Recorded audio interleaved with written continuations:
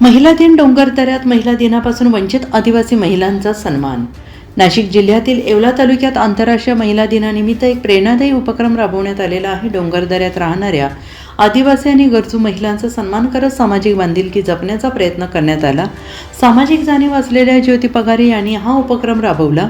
येवला तालुक्यातील डोंगराळ आणि दुर्गम भागात राहणाऱ्या अनेक आदिवासी महिलांना महिला दिनासारख्या विशेष दिवसांच्या कार्यक्रमामध्ये सहभागी होण्याची संधी मिळत नाही। ही बाब लक्षात घेऊन सामाजिक कार्यकर्ते ज्योती पगारे यांनी पुढाकार घेत डोंगरदऱ्यामध्ये जाऊन तेथील कष्टकरी आणि गरजू महिलांचा सन्मान केला आणि यावेळी आदिवासी महिलांना साडी चोळी मिठाई देत त्यांचा सत्कार करण्यात आला।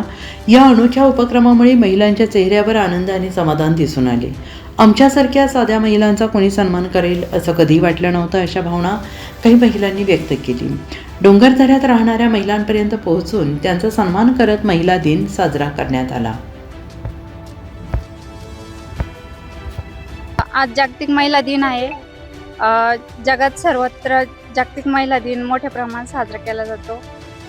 आज हे पूर्व भागात खेड्यातील महिला आहे। जागतिक महिला दिन शेतमजूर शेतकाम करणाऱ्या या महिलांबरोबर आम्ही महिला दिन साजरा करायचं ठरवलं। त्यातून छोट्या मुलांना दप्तर, वह्या, पुस्तक, मिठाई वाटप करून महिलांना साड्या देऊन त्यांच्यातच आनंद व्यक्त करायचा आणि जागतिक महिला दिन साजरा करायचा। आज 8 मार्च जागतिक महिला दिन। जागतिक महिला दिनाचे आपण विविध उपक्रम पाहत असतो आणि जागतिक महिला दिनानिमित्त उच्च शिक्षित महिलांचा मोठ्या प्रमाणात सन्मान देखील केला जातो। परंतु आम्ही येवला तालुक्यातील पूर्व भागामध्ये सामाजिक कार्यकर्ते आदरणीय ज्योती पगारे यांच्या समवेत आलेलो आहोत आणि ह्या ठिकाणी आल्यानंतर अक्षरशः मन माझं हेलावून गेलेलं आहे।